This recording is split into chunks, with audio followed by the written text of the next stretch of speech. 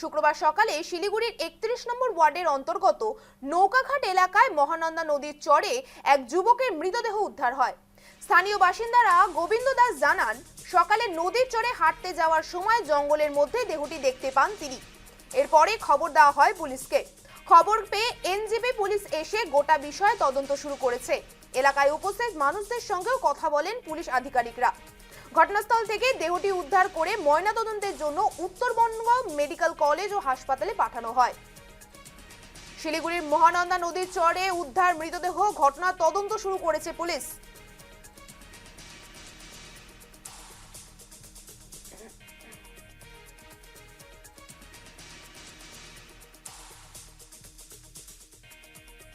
সকালে আমি ওইখান থেকে নদী থেকে হেঁটে হাঁটার জন্য আসছিলাম এদিকে।